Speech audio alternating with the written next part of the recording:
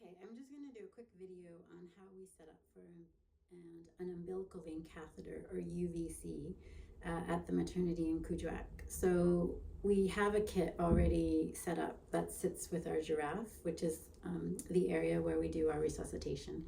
So we have that all ready to go in case we need to resuscitate a baby. But in the event that we're anticipating an imminent resuscitation, so the woman's in labor, she has bright red bleeding, or perhaps preterm or preeclampsia, or if there's fetal heart rate decelerations, we'll go ahead and open the package and prime the umbilical vein catheter with normal saline and drop our epinephrine, so we're ready to go. Because once we start the resuscitation, once we're ventilating and doing cardiac massage or chest compressions, the baby needs epinephrine pretty quickly. And so it takes me about 7 minutes to set up the kit. So I really want to have it set up before the baby's even born, if possible. And then if we don't need it, we just throw it out. So I'm going to gather my supplies. So first of all, I have an umbilical vein catheter, 5 French. And so that's this one here. And I'll show you. So if you want to look inside, it's in a rigid tube, but inside is the sterile catheter, which is very flexible. And so this is what we're going to insert into the baby up to 3 centimeters. As we're drawing back, we get some blood and we know we're in to the umbilical vein. So that's my umbilical vein catheter, and I have that already in my kit, and it's sterile. I have my epinephrine. Just double check that your epinephrine that you got is 1 milligram per 10 mils. So that's the infant dose, not the adult dose. So the infant dose is 1 milligrams per 10 mils, or 0.1 milligram per mil. And I've asked the pharmacy to put on high alert stickers because I don't want people to confuse the infant dose with the baby dose. Both boxes kind of look the same. You're going to get 3 10 mil syringes of normal saline. Don't use a 20 mil syringe. It's too hard to push the normal saline through the tiny catheter. Always use 10 mils, and you need, for a 3 kilo baby, you're going to have 3 of them because it's 10 mils per kilo.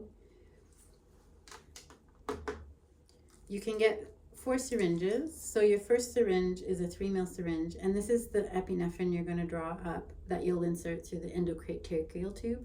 So you can administer epinephrine through the endotracheal tube once, and after that you really should have an umbilical vein catheter in. Once you have the umbilical vein catheter in, you'll have 3 syringes with your epinephrine for the baby. I'll show that when we do the setup, but just gather 3 1 mil syringes. We broke it into single doses so that we don't make the mistake of giving the baby too much epinephrine in one dose. So we use the larger one, a 3 mil one, for the endotracheal tube, and if we're reaching for the smaller ones, it's for the umbilical vein catheter, and we draw up 1 dose in each syringe. A good question is, how do I know how much the baby weighs before the birth?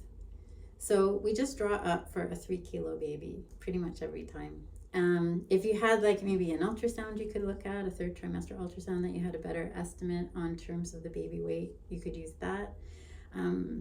But otherwise we just make a guess at 3 kilos for sort of 36 weeks and up.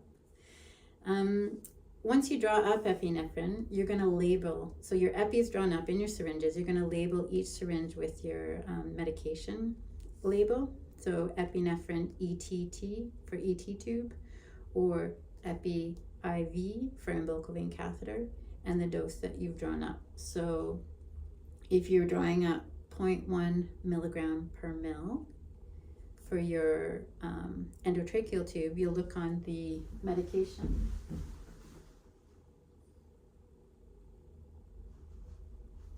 And so for the endotracheal tube, the 3 mil, you're going to draw up 1 mil per kilo, so to a maximum of 3 mils. So that's this one. Then you're going to look on your medication for your IV.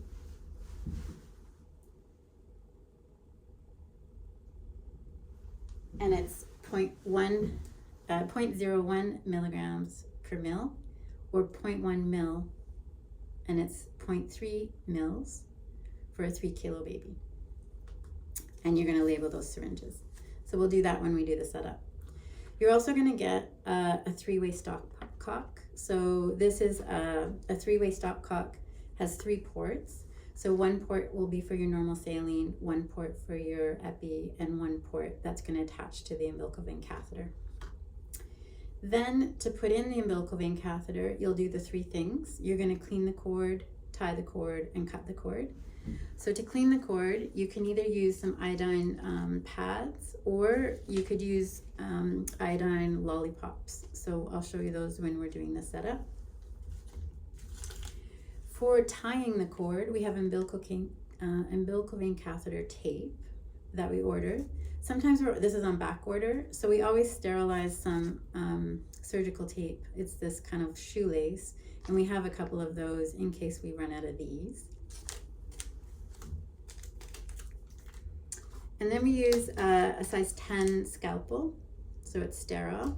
And so a scalpel looks like just like a knife.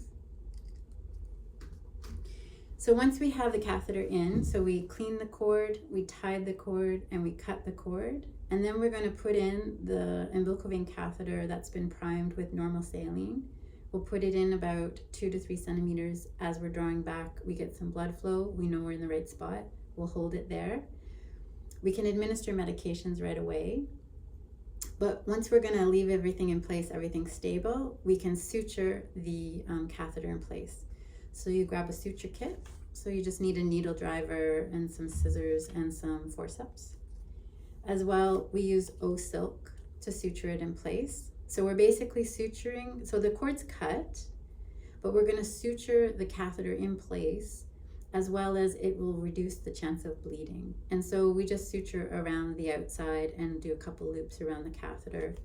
And then we tape it all down with some clear opsite or tegaderm. It's like saran wrap.